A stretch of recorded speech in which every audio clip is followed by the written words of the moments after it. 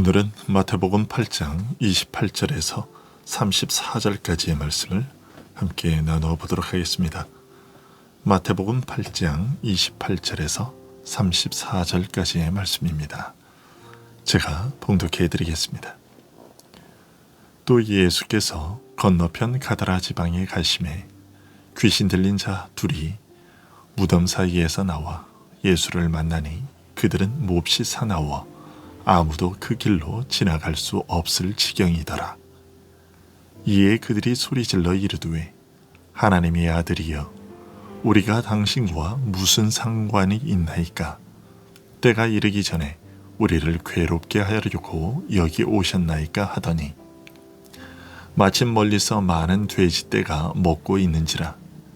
귀신들이 예수께 간구하여 이르되 만일 우리를 쫓아내시려면 돼지떼에 들여보내 주소서 하니 그들에게 가라 하시니 귀신들이 나와서 돼지에게로 들어가는지라.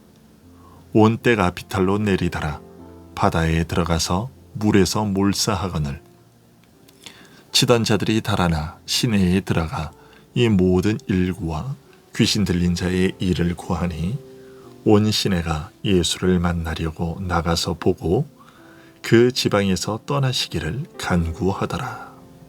아멘. 예수님께서는 바람과 바다를 잠잠케 하신 이를 통해 자신이 귀해 보이는 세계와 만물을 다스리시는 분이심을 나타내 보이셨습니다.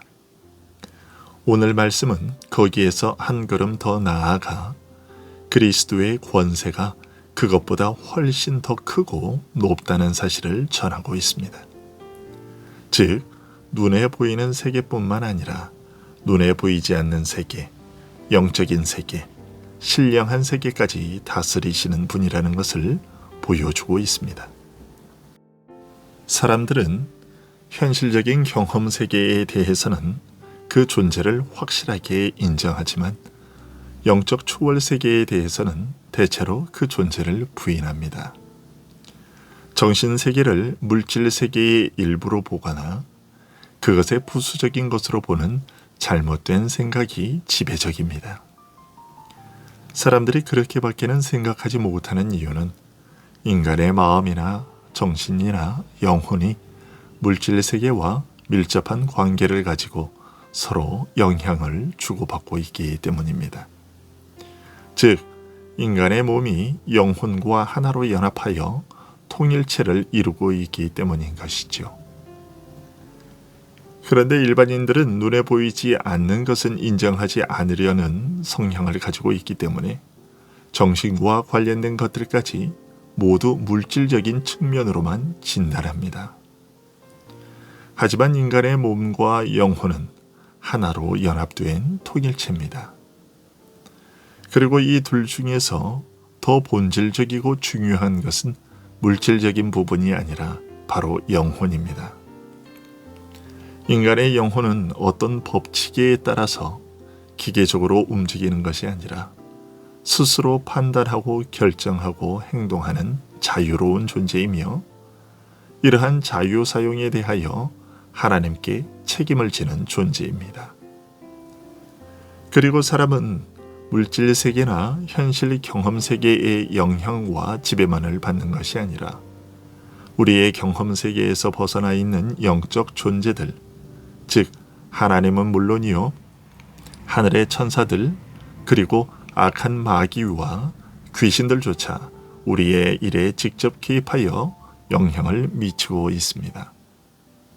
눈에 보이는 물질 세계 또는 감각이나 의식에 의하여 경험할 수 있는 현실 세계 외에도 영적 초월 세계가 분명히 존재하며 이런 영적 세계에 속한 존재들이 비록 우리 눈에 보이지 않지만 분명히 인격적인 존재들이 하늘과 땅에서 움직이며 활동하고 있는 것입니다. 오늘 본문에 우리를 이 사람에게서 쫓아내시려면 돼지떼에 들여보내 주소서라고 요구한 말은 분명히 귀신 들린 사람과는 다른 존재가 귀신 들린 자의 입을 빌려 말한 것이었습니다.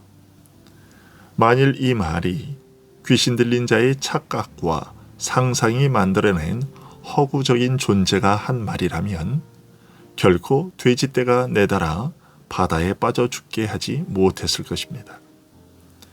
이런 일들은 우리 눈에 보이지 않는 영적 초월 세계와 영적 존재들이 분명히 있다는 것을 증명해 주는 확실한 증거입니다. 이런 영적 초월 세계에는 천사들만 있는 것이 아니라 마귀와 그에게 속한 악한 영들도 있습니다. 마귀와 그에게 속한 악한 영들은 하나님을 거역하고 악한 일을 꾀하는 존재들입니다. 오늘 본문의 귀신 들린 자의 경우는 바로 이런 악한 영들이 사람을 사로잡아 지배하면서 어떤 악한 일을 하는지 보여주는 좋은 예라고 할 수 있습니다. 그들은 몹시 사나워 아무도 그 길로 지나갈 수 없을 지경이더라 라고 말하고 있습니다. 이 말씀은 우선 귀신 들린 자가 자기 자신이나 다른 어떤 사람의 힘으로도 제어할 수 없을 만큼 강력한 힘을 가졌다는 것을 암시하고 있습니다. 마가복음 5장 4절에서는 여러 번 고랑과 사슬에 매였어도 쇠사슬을 끊고 고랑을 깨뜨렸으며 아무도 저를 제어할 힘이 없었다고 전하고 있습니다. 귀신 들린 사람은 인간 이상의 힘과 능력을 가진 존재에게 지배당하며 이런 힘이 그에게서 그를 통하여 역사하고 있다는 것을 보여주고 있는 것이죠. 또한 사람들이 그 길로 지나다닐 수 없었다는 것은 귀신 들린 자가 사납고 거칠어서 사람을 해하고 상하게 하였다는 것을 뜻합니다. 이처럼 귀신 들린 사람은 자기를 절제하고 제어할 능력을 상실하고서 귀신의 강력한 의지에 따라 그것이 시키는 대로 충동질하는 대로 행동했습니다. 말하자면 통제불능의 상태에 빠진 것이죠. 비록 사람 이상의 강력한 능력, 마귀와 귀신의 영적 능력이 그를 통하여 역사한 것이지만 그것은 결코 바람직한 것이 아니요 악하고 비참한 것이었습니다. 그는 밤낮 없이 늘 소리 지르며 돌로 제 몸을 스스로 상하게 했습니다. 귀신의 역사가 얼마나 파괴적인지 다른 사람뿐 아니라 자기 자신까지 해치고 상하게 한다는 것을 보여주는 것이죠. 그리고 그는 옷을 벗고 다녔습니다. 부끄러움과 수치를 잊어버리고 느끼지 못하게 된 것이죠. 사람과 함께 어울려 사는 정상적인 생활, 서로 사랑하며 더불어 사는 삶이 불가능해진 것입니다. 그는 홀로 무덤 사이에서 살았습니다. 무덤은 시체가 있는 곳이니 죽음과 부패로 더럽혀진 장소입니다. 이제 그에게는 죽음과 썩고 부패한 것과 더러운 것이 오히려 익숙하고 편하게 느껴지는 상태였습니다. 이것은 악한 영들이 사람을 더럽혀서 그 영혼을 더럽혀서 생각하고 느끼고 원하며 즐기며 기뻐하는 감정과 정서를 다 변질시키고 왜곡시키고 더럽혀서 죽음과 썩고 부패한 것을 더 좋아하게 만들었기 때문입니다. 마귀와 귀신은 그처럼 그 자신이 더러울 뿐만 아니라 그것들이 접촉하고 지배하는 모든 것을 더럽힘으로 예수님께서는 이 영을 가리켜 더러운 귀신이라고 부르셨습니다. 귀신 들린 자의 이러한 모습은 사실 그를 사로잡아 지배하는 마귀와 귀신들의 본질과 성품을 반영한 것이라고 할 수 있습니다. 그들은 극히 잔혹하여 2,000마리나 되는 돼지떼를 바다에 몰아넣어 몰사시키는 일을 서슴지 않는 존재들이었습니다. 이들이 하는 일들이 항상 이런 것입니다. 강력한 힘으로 세상과 세상에 속한 자들을 지배하되 하나님께 속한 자녀마저 위협하고 항상 속이며 미혹하고 충동하여 하나님을 거역하게 하며 죄를 짓게 하며 더럽히고 망하게 합니다. 오늘은 이 영혼을 미혹하여 망하게 하고 내일은 저 영혼을 속여 상하게 하고 죽이면서 돼지떼를 몰살시키듯 수천 수만의 영혼을 죽이는 잔혹한 존재인 것입니다. 그런데 오늘 말씀을 보면 이처럼 악하고 더러운 귀신 들린 자가 예수님을 보고 소리질러 말하기를 하나님의 아들이여 우리와 당신과 무슨 상관이 있나이까? 때가 이르기 전에 우리를 괴롭게 하려고 여기 오셨나이까? 라고 했습니다. 귀신들이 예수님의 참 신분을 알아보고 하나님의 아들이여 라고 말한 것입니다. 바로 앞에서 폭풍의 바다를 순종케 하셨을 때 제자들은 기이하게 여기며 도대체 이분은 어떤 사람인가 라고 물음으로써 막연하게 예수님께서 사람 이상이신 분이심을 감지하고 증거했는데 그 예수님의 신분이 오늘 본문에서는 매우 구체적으로 하나님의 아들이라는 신분으로 밝혀진 것입니다. 비록 귀신 들린 자의 입을 통해서나마 예수님께서 하나님의 아들이심이 분명하게 증거된 것입니다. 세례 받으시고 물에서 올라오실 때 성령이 그 위에 임하시고 하늘로부터 소리가 있어 가로되 이는 내 사랑하는 아들이라고 하나님께서 친히 증거하신 내용이며 베드로가 주는 그리스도시요 살아계신 하나님의 아들이십니다 라고 주께 대한 믿음을 고백했을 때 바요나 시몬아 네가 복이 있도다 라고 하시고 혈육이 아니라 하나님께서 친히 알려 믿게 하신 이 믿음 위에 내가 내 교회를 세우리라고 하신 복음의 핵심이며 십자가에서 죽으시는 주의 죽음을 지켜본 이방인 백부장이 이는 진실로 하나님의 아들이었도다 라고 확인한 그 사실이 귀신에 의해서도 인정되고 고백된 것입니다. 하나님의 아들이라는 신분은 참으로 깊고 풍성한 내용을 가지고 있습니다. 먼저 이 신분은 예수님께서 성자 하나님으로서 성부와 동등하신 하나님이심을 뜻합니다.